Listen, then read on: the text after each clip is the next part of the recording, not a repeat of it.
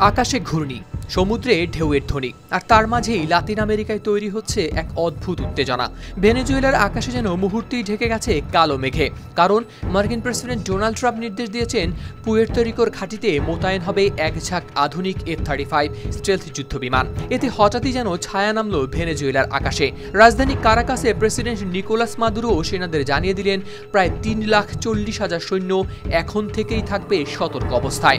শুধু তাই নয়, তিনি গর্ব করে বলেন তাদের হাতে রয়েছে 8 মিলিয়নের বেশি রিজার্ভ ফোর্স ও মিলিশিয়া। সংবাদ মাধ্যম আল জাজিরার প্রতিবেদন এসেছে সেই তথ্য।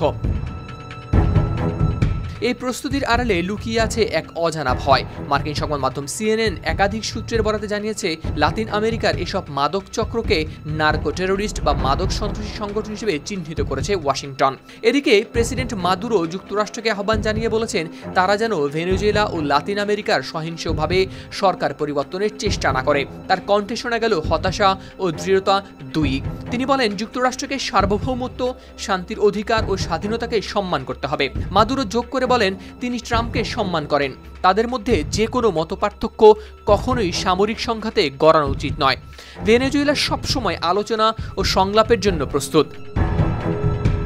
ওয়ালটন এখন দেশের সীমানা পেরিয়ে পৌঁছে গিয়েছে 50টিরও বেশি দেশে। ওয়ালটন, ঘরে ঘরে, বিশ্বজুড়ে।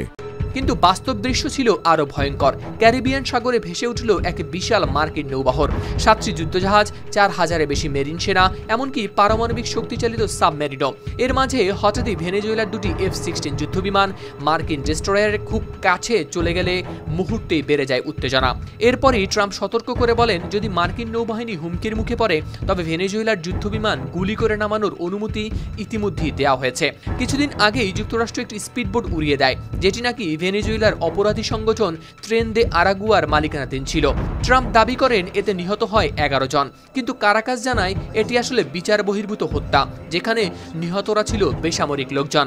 আন্তর্জাতিক বিশেষজ্ঞরাও এর বৈধতা নিয়ে তুলেছেন প্রশ্ন। পরিস্থিতি এমনই যে একপাশে শক্তিশালী মার্কিন বাহিনী, অন্য পাশে সতর্ক ভেনেজুয়েলা। আকাশ, সাগর আর সীমান্ত জুড়ে যেন ছড়িয়ে পড়েছে যুদ্ধের গন্ধ।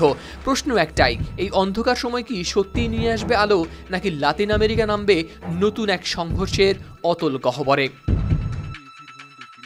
হাওলাদার শামীম, RTV।